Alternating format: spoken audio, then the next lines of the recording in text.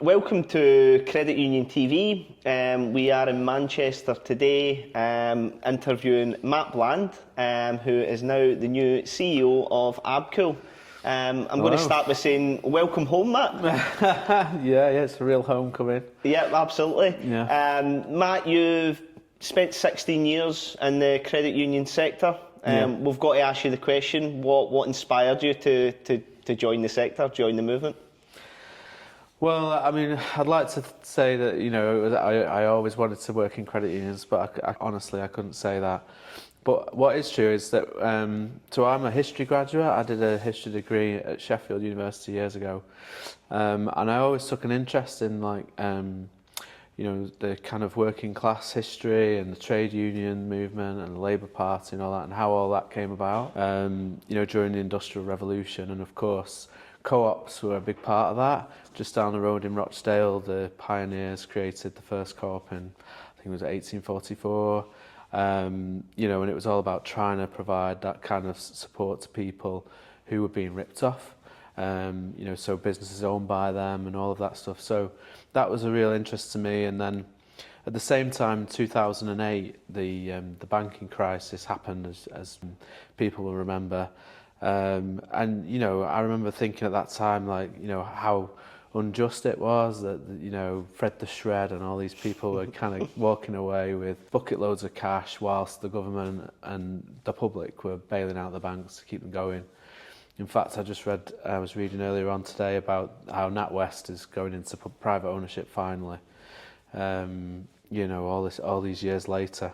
So it's kind of like the two things happening at once for me. And I was, all this history stuff that I was interested in, and then what was happening in the present day. And then, so I graduated like everyone else, sort of got on the jobs websites looking for work. And I found this advert for a job here at ABCUL as a policy and communications assistant. And it just brought these two things together for me. It was a cooperative answer to all of these, all this kind of negative stuff that was happening with the banks. And so it was kind of serendipity, really. I applied and thankfully was successful and never really looked back. And that was 2009. It's a long time ago. Do you remember your first impression of ABCUL? My first impression, I don't know, I was a bit green, I was wet behind the ears in them days. So it was all a bit of a kind of a blur, really. But there's people that were working for ABCUL then that's still here now. So Abby Shelton, who's my first manager, she's the governance manager and company secretary for ABCUL now. And so, I learned a lot from her in the early days about, at that time my role was all about the lobbying, political influencing and stuff.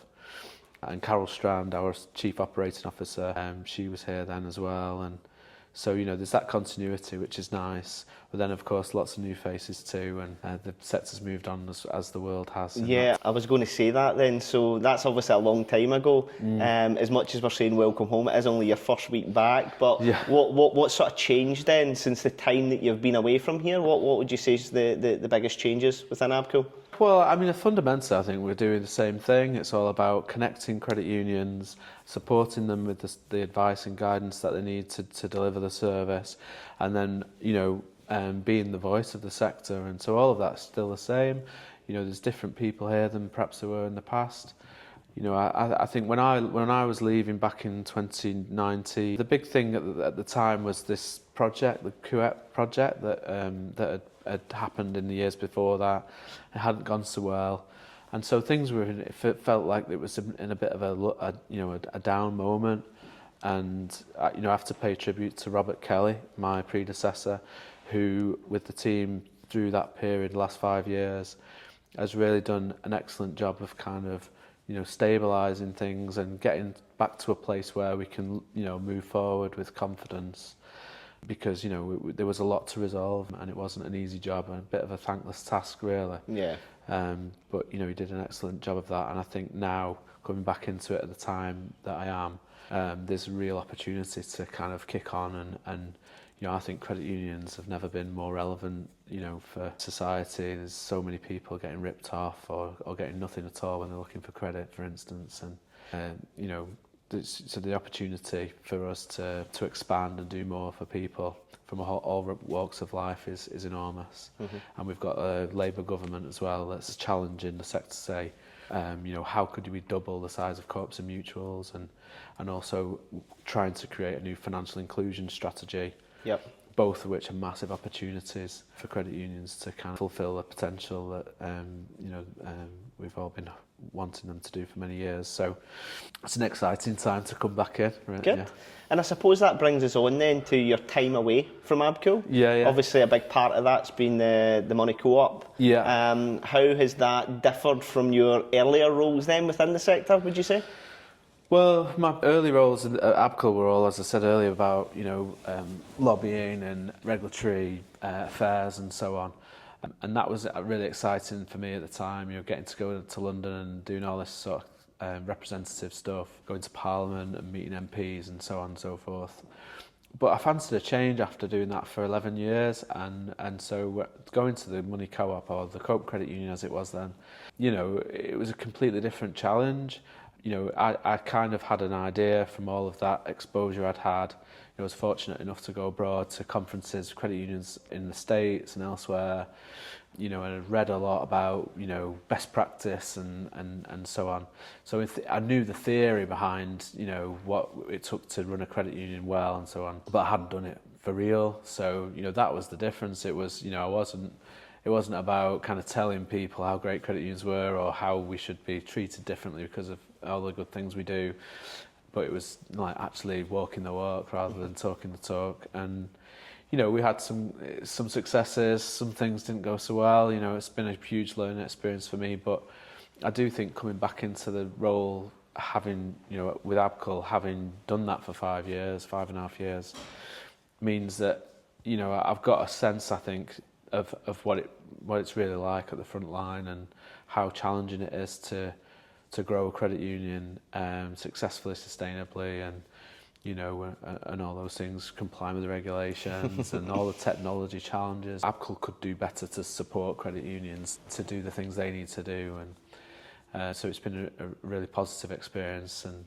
I'm proud of some of the stuff we've done with the credit union, creating the Money Co-op brand in particular recently, was... and which looks fantastic, by the way. Thank you. I thought that is very eye-catching. It's a great name. It's definitely one that caught my attention in the early days within the sector. So kudos for that. Yeah, I appreciate that. I mean, I didn't plan it that we were launching the new brand the same week that I was kind of announced in this new job. It sort of did, wasn't kind of planned that way by any means, but no, we're really proud of it, and it's already starting to do the things we were hoping it would do in terms of opening doors for the credit union. And so a lot of what we were doing was partnering with employers, and it's really important to project a professional kind of modern image, and the old brand sort of wasn't doing that for us really, as well as kind of broadening our horizons into new sectors and new partners, and it's it's still early days, only a couple of months in, but it seems to be doing the trick. So perfect. And you kind of touched on this earlier, but being away from ABCUL for so long, having such an important role with the Money Co-op, what sort of skills and what learnings do you think you'll be able to bring back now to ABCUL that will help sort of drive the whole sector forward? Yeah, well, I think certainly, as I say, the challenge of delivering on the expectations around digital services, for instance, for a credit union like the Money Co-op, which is ultimately a small business, so there are 9 of us, and there's only so many hours in the day, and you've only got so much influence as a business of that size over suppliers and providers of services and so on. So that, along with things like marketing, obviously made this investment in the brand we've talked about, and I think it's working, but when you look at the competitors that we're up against, so in our space we had this new entrant, this fintech called WageStream, for instance. Yep. And then in the broader banking sector, you've got the likes of Monzo, where for many years they didn't make a profit, but now the last couple of years they've started to actually turn a profit at Monzo, and they've really transformed expectations of consumers in relation to both brand and marketing, but also technology and how it should work for people. And I think one of the key lessons from that for me was that you know, how hard it is as a credit union, even a bigger credit union, to keep up with all of that, let alone the compliance burdens and that we all have to meet as well. So I think, you know, coming back into ABCUL, I'm really keen to promote, you know, collaborative solutions to some of these things. So like sharing investment in new opportunities, new types of credit, new products and services. There's a big opportunity in car finance, for instance. Yep. The Supreme Court's about to rule on this case with the Commission, and if it goes the way of the consumer, then I think the big car finance lenders are going to be licking their wounds for a decade. You know, it'll be bigger than PPI in terms of the compensation bill. Yep. And there's an opportunity for credit unions there, but we don't all want to be like reinventing the wheel. Why don't we create something once, collab together as a CUSO type model, rather than each be doing our own thing individually and duplicating effort, you know? So the power of collaboration. I think there's a thing about scale as well, and I think, you know, thinking about where strategic combinations and mergers of credit unions make sense is also part of the story, because we need to be bigger in order to compete on a level playing field with the providers in the space. So those are two big themes. Another one on the compliance theme is I'm really keen for us to develop and enhance what we do for our members on compliance. Yep. And build on the excellent information support that's already provided, but take it that step further and provide more value to members there as well. So those are some big priorities for me. Brilliant. And in terms of, you know, you've come in at a time where there is significant change. So, you know, you've touched on things like CUSOs and stuff like that. Have you got like a main priority in terms of what you want to achieve at ABCUL in the sort of short, medium, long term? I think one thing that's really important to me is about engagement. So, you know, a trade association, ultimately, you know, it's a membership club. You know, we want people to want to be part of the club, and we want people to feel welcome, and for people at all different levels and roles within credit unions, be they directors on the board or, you know, junior people on the front line doing, you know, running the cash till and everything in between, to feel like they're part of a shared thing. So I'm really keen, you know, in a number of different ways to try and boost the engagement both between us and the member credit unions, but also between the credit unions themselves. These strengthening those relationships between people, that's mutual support. You know, it's kind of fundamental to what we're all about. And I think it's, you know, one of the key roles of ABCUL as a trade body is to connect the credit unions. The other thing there I think is important is to kind of raise or broaden our horizons a bit more. You know, so I think we can sometimes fall into the trap of being very kind of inward looking at ourselves as credit unions and what we're doing more than what's going on around us in the market, in society and so on.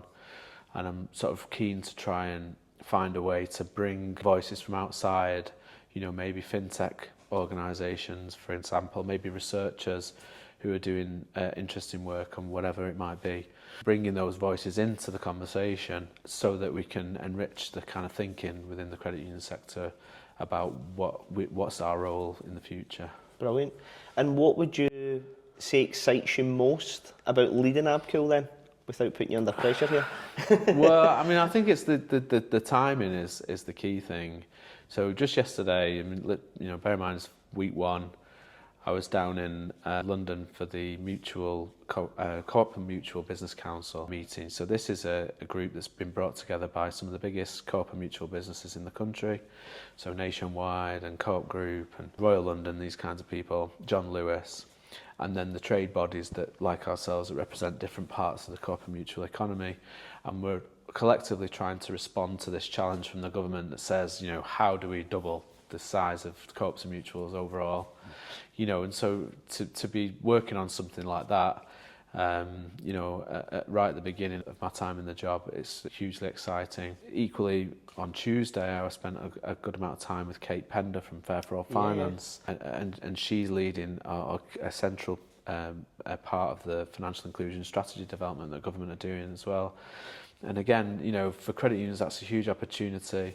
Fair for All have just received another 160 million quid from the dormant Bank and Building Society accounts, which they need to invest in expanding inclusive financial services. Credit unions are a key part of that picture. And the two things, government's saying, come on, there's a real opportunity here. We're open to ideas about how to grow the sector. And so, if you think about it, couldn't be more exciting for me coming in to think what we could achieve in the next 5-10 years. Yeah.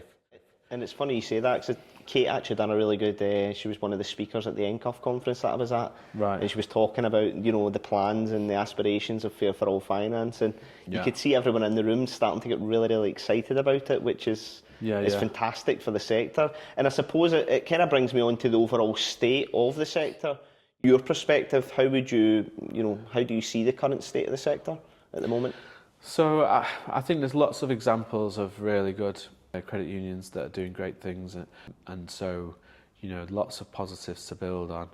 But I think we've probably got still quite a lot of credit unions that are finding it hard to find a way to grow sustainably, and unfortunately a number that are struggling. So I wouldn't say we're in rude health. I think we've got a real opportunity, but I think we need to think hard about what our role is, what we want to be in society, and maybe put some of our own kind of our egos and things to one side and think about the bigger picture. And so some of that's about credit unions coming together and becoming bigger entities, and that's something that I'm encouraging credit unions to think about. It's not merger for merger's sake by any means. It has to make sense, has to be right for the parties involved. But I do think we need to get some scale if we want to achieve some of the stuff that we're being asked to try and do, or that we've always aspired to. Credit unions elsewhere in the world are so much bigger part of the landscape. Why can't we be doing that here? But we need to kind of get some scale to do that. And the other thing I think I get to say again is just on the collaboration piece. I think that's going to be really central to addressing some of the challenges we've got as a sector. So do you think that's the biggest challenge then, around sort of scalability? And if we flip that, it then becomes the biggest opportunity, I suppose? Yeah, I think it's the biggest challenge is how do we do that in the right kind of way, whilst preserving all of the things that are obviously so important about credit unions. And we do things differently. We don't want to just become like how the people we're trying to stop, there'd be an alternative to. So you've got to keep what's different about credit unions all throughout that process. There's exciting stuff going on though. Look at the £1 group here in Manchester, the collaboration that's going on there, the support from the local Mayor Andy Burnham.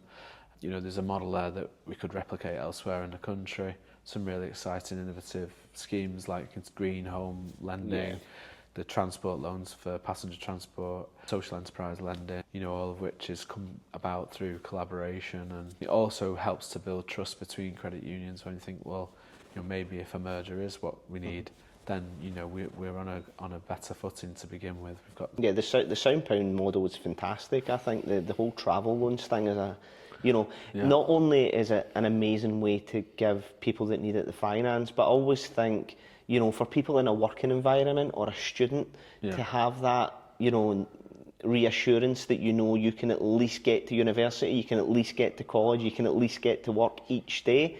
I think that's really important for people's mental health as well, which really fits into the ethos behind it all. So for me, the £1 model especially is something that it should be replicated throughout the UK. I think it's an absolutely fantastic incentive, and it's one that they should be proud of here in Manchester. Yeah, they're doing a great job. I think but there's a kind of fledgling similar initiative in Merseyside happening, and I'd really like to see that happening elsewhere too. Obviously you're a Scotsman, and the cluster of credit unions in and around Glasgow in particular is really significant combined force, and I'd love to see more of that kind of collaborative working and shared products and initiatives, a bit like the £1 group, happening in other places like Glasgow too. So that kind of thing, I don't expect ABCUL to be delivering those things, but to support and provide the the wherewithal so that credit unions can do that for themselves is kind of a key part of what I want to do. I suppose it's just a best practice. Yeah. What works here for £1, that could quite easily work for the Scottish Universities Credit Union, who have got a massive common bond in terms of anyone that's been to uni or current students, etc. So to implement a travel loan for that type of environment would be something that could be turned around quite quickly by sharing best practice about what's worked here in Manchester with the £1 group. I think the other thing I would sort of point to in terms of future for credit unions is what are the big things that happen in society that we can respond to. I was talking to Credit Union Board this morning about this, and I think one of them is around immigration. We've got this demographic challenge in the country where we've got this ageing population. We haven't got enough young people to support them and pay the tax that's going to be needed for all the care and pensions and so on. So I think it's inevitable, whatever some of the political parties might say, that migration to the country is going to increase because we need younger people to work and pay tax. For credit unions, I think that's an opportunity because we've seen in the States, for instance, with the community development credit unions, if you really lean into a particular community and support them in a way that others are not, if others are being discriminating towards them and so on, then that kind of breeds loyalty and breeds trust, and people tell their friends, and that can be commercially successful as well as being, the right thing to do. I think there's another big opportunity in the climate crisis. Yep. People are going to need to make that transition. Like, how do they move from a gas boiler to a heat pump or solar panels or an EV, all those things?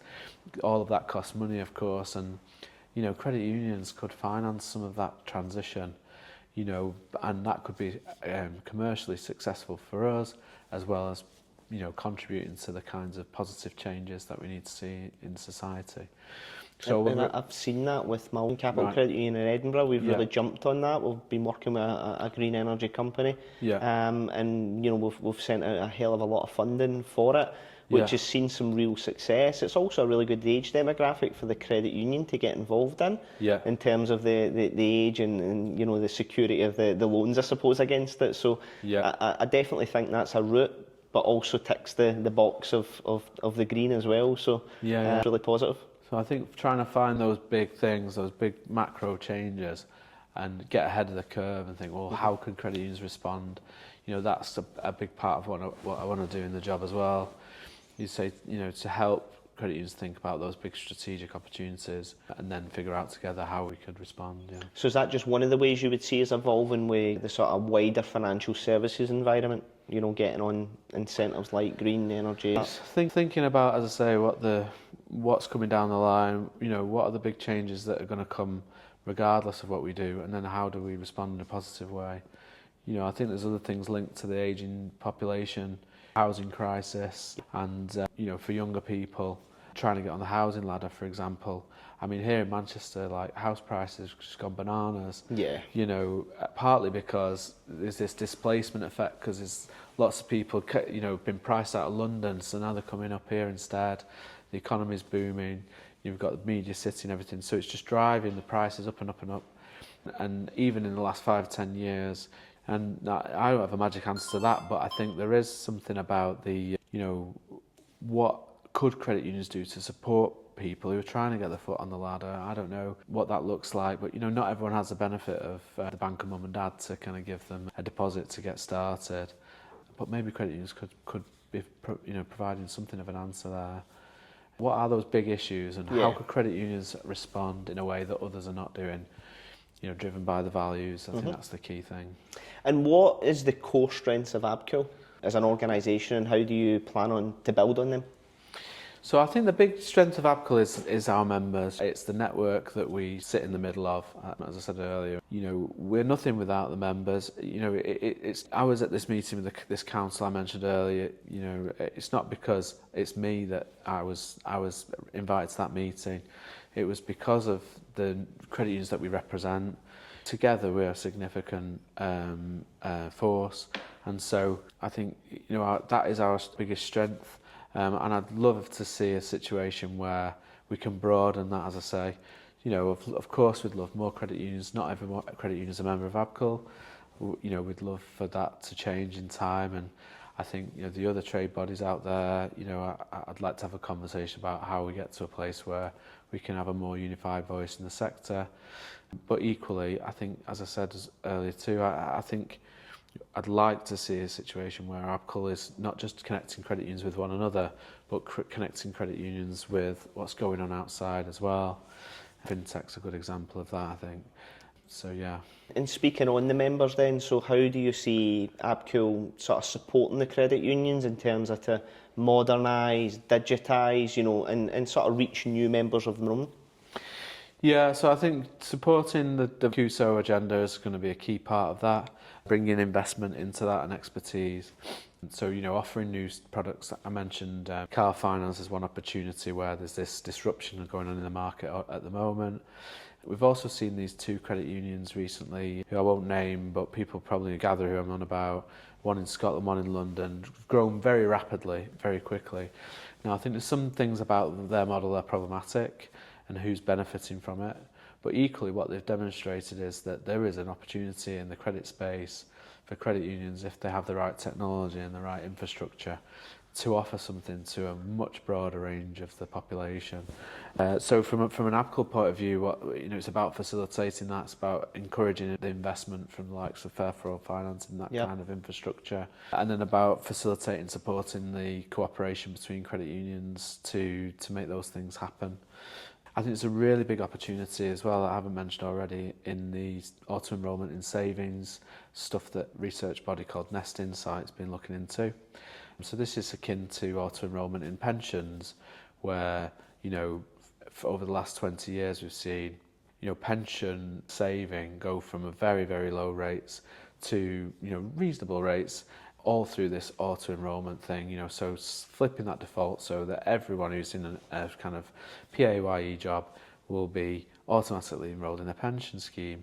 And we know from that it actually works. You know, people, they know they should be saving for a pension, they just never got round to it before, and when we just push them over the line, it makes it that much easier and people engage with it. And for the very same reasons, the auto enrolment in savings initiative, which is very similar, but for cash savings for a rainy day rather than pension saving, what you find is the effect on participation is the same. So whereas quite often with an opt-in scheme that credit unions would run with an employer now, you would have participation rates, maybe 5-10% of employees sign up, where they have to take that step and sign up. If you make it an opt-out scheme so that they can not do it if they don't want to, but otherwise they're automatically enrolled, you get the participation rates going up to 40-50% of employees in two trials, one of which involved a credit union. Another one was done with WageStream, the fintech I mentioned earlier, over the road at Cope, where I used to work. So I was quite familiar with it. And I think the potential in that idea, if credit unions can rise to the challenge in terms of the infrastructure that they're going to need to deliver it to the quality that it's needed, you know, in terms of transforming the reach of credit unions. You can imagine a situation where, you know, a credit union like ours, for instance, at the Co-op, we had 4,000 colleagues on the scheme at the time I left. But there's 60,000, 65,000 colleagues in the business. So you can imagine if they automatically enrolled those people and 40% stayed in, then, you know, it would transform the reach of our credit union. I mean, it'd give us a headache about what to do with all the money. But, you know, that would be a nice problem to have. So there's some big ideas like that could have transformational effects on the sector. But we have to be up for it, and we have to be positioned and ready to go. Yeah. And that's something I want to try and make sure that we are.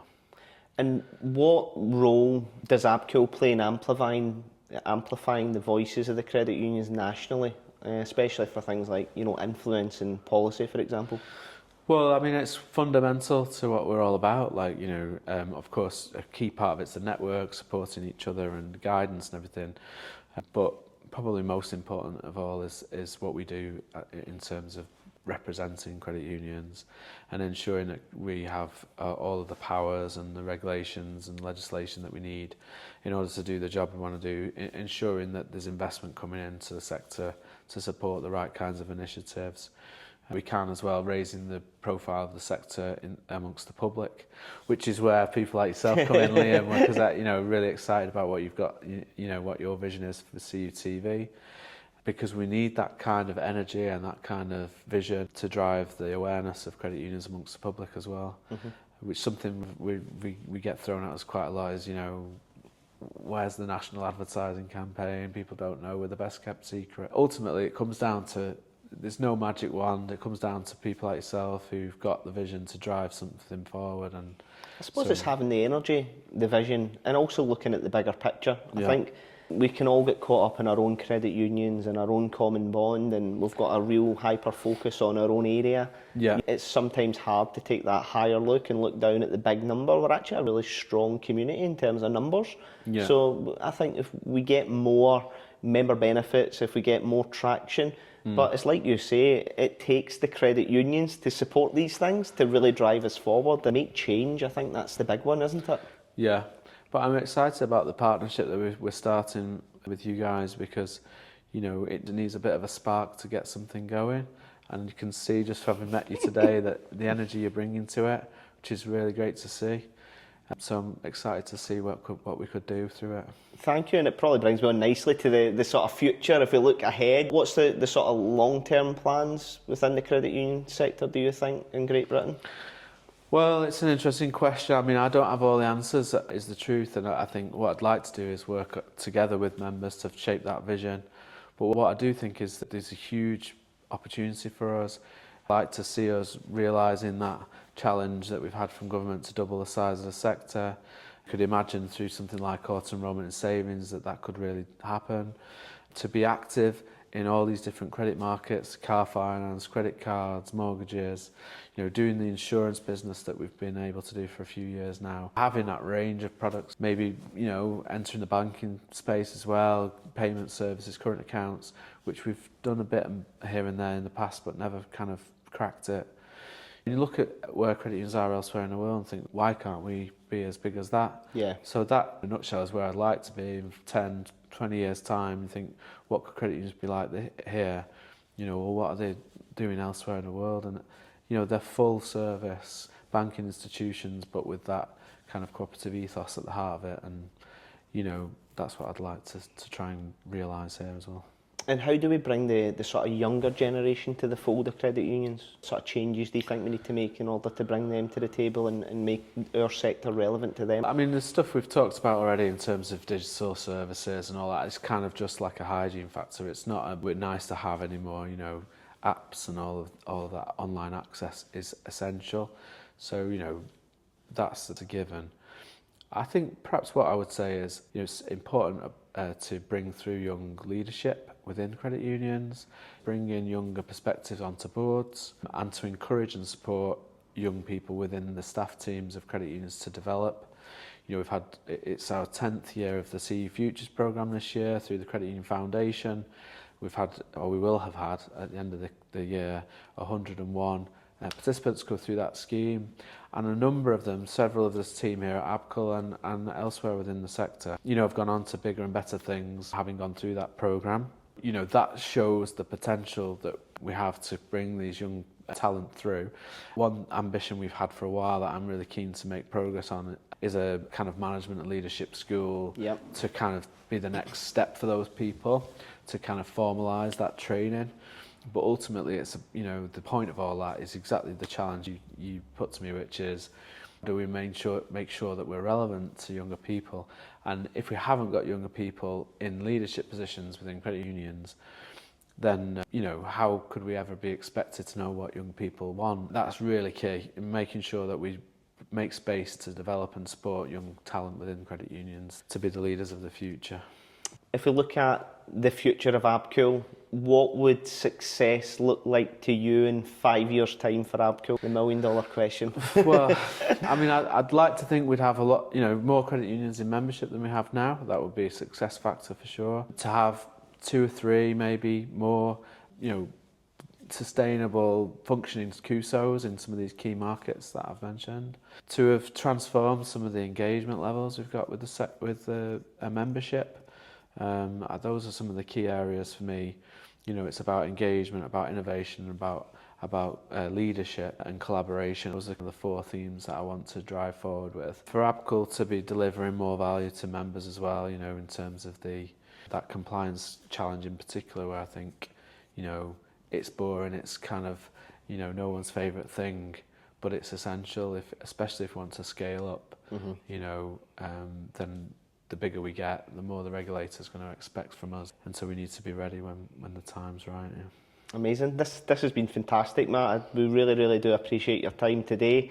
I would kick myself in the 3-4 hour journey on the way home if I didn't shoot my shot. What's your first impressions of CUTV? What we're trying to achieve and the sort of vision that we've got for the sector? What's been your first impressions of that? Well, as I say, Liam, I think the biggest impression for me meeting you today has been the energy and the passion that you've clearly got for credit unions and for that taking on that challenge around promoting the sector and getting our message out there. And it's exactly what we need. So, you know, you've made a really positive impression on me. I think, you know, I'm going to be watching with interest and encouraging the team to support what you're doing. We can try and crack that challenge that we've had for so many years about, well, you know, we're the best kept secret. Why does no one know credit unions? You know, we need people like you to help us get the message out there. So, you know, I think your vision's just the ticket, and wish you every success. Thank you very much. All that's left to say, Matt, is a big thank you. Thanks a lot. It's been an absolute pleasure. Take care.